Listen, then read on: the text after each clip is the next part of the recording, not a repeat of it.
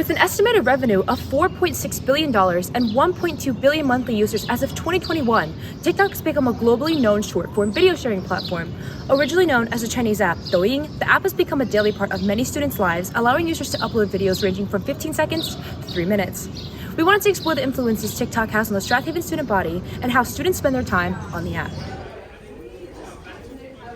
So do you use TikTok, and how often do you find yourself on the app? I do, and daily. I don't like posting. When I'm on TikTok, I'm there for my enjoyment. I'm there for a laugh, I'm there for a giggle. There's this one account that is like this guy pretending to be a school administrator, and I know that that's really dorky, but he has this like giant set of keys and he jingles them around. Yes, sir, you're coming with me to my office. Oh, he wasn't. Oh, he didn't.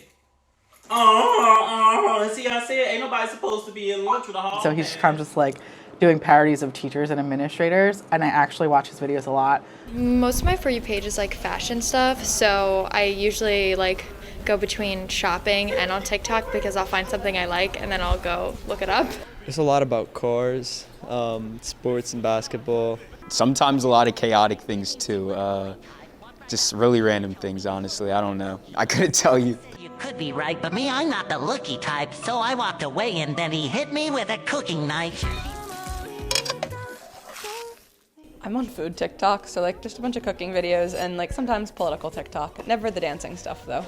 I love watching like videos on photography and like different products that people can get through it. TikTok is extremely entertaining, so it's no surprise that students find themselves spending large amounts of time scrolling on the app. Students will be very honest with me and tell me, hey, Mr. Pitts, I'm really tired today. And sometimes they'll share that I have a hard time falling asleep because I was on my phone or using TikTok. All those moments that you would fill with something else before. I mean, we didn't have smartphones, obviously, when I was in high school, so we filled it with something.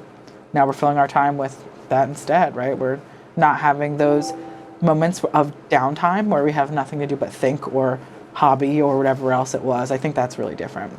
To have there's no time in the day where you don't, if you're sitting there and you have a couple minutes, you flip open your phone because you don't want to be awkward or alone or whatever it is, right? Whatever the discomfort is, you fill it with the addiction to things you like, right? How long do you usually spend on TikTok? Maybe like an hour to 2. About 2 hours. Most days, like no time, but then I'll have like the occasional just like half an hour. At least an hour a day. Probably an hour or 2 every day. Like an hour to 30 minutes. 20 minutes, 30 minutes. An hour a day. About like an hour a day. 30 minutes a day-ish, I'd say. 2.5 hours. I think I probably spend at least an hour a day on it. We took a visit to Mr. Pitt's second block class of sophomores to ask how long they spend on TikTok as well. Can you raise your hand if you spend more than an hour? More than an hour per week. Okay. Can you raise your hand if you spend more than 2 hours? More than 3? 4? 5? But its whole purpose is to get stuck in your brain and use up all of your time. When I did have TikTok, I was probably spending about an hour or 2 a day just scrolling, and I didn't find any benefits in it or anything, so I decided to delete the app about 2 months ago, and ever since then I've found myself being way more productive with my time and getting more schoolwork done and stuff like that. So our reliance on technology has shortened the attention spans of students, but not just students, of everyone. I think this is all in society that maybe has a shorter attention span because of social media. I mean, you can learn stuff from TikTok. Like there's certain, depends on what part of TikTok you're on. Because the potato is in nutshell.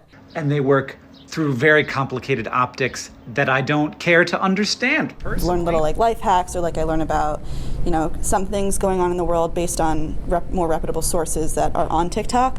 Doesn't really have substance. It's kind of just a lot of stupid videos, and some of them are helpful, some of them are like news channels, but I'm not really sure what you should be trusting on the internet, especially in a social media that's free. Why are you waiting on Putin to make the first move, sir? Biden did on his first day, part 2. Change the priorities of ICE. Sometimes it feels really good to just constantly have your own opinion fed back to you because it makes you feel like you're right. But it also is dangerous because you don't see, you're getting this really one-sided picture of whatever the issue is. It almost seems like students are in some ways more politically aware, have more opportunities to express their identity, express their political views. The intention is often, at least in the things that I see on there, to sort of like do good things and like make the world a better place. I'm happy. You're not gonna be happy every day. I don't care what you got or who you are. Be content with life. Can you name just one reason why you're happy today? Because there's dogs in the park. Yeah. You know, people say like, oh, kids these days, blah, blah, blah, blah, blah. Like, I don't really think kids are that different than they ever have been. Like, I remember when I was little making videos on like our silly little, whatever kind of camcorder we had, right? Like, everybody does things for self-expression. Kids just have, it's a lot more accessible now. Like, my 8-year-old daughter begs us to let her have a YouTube channel, which we would never do. But I feel like it's just kind of like a natural exploration of self-expression.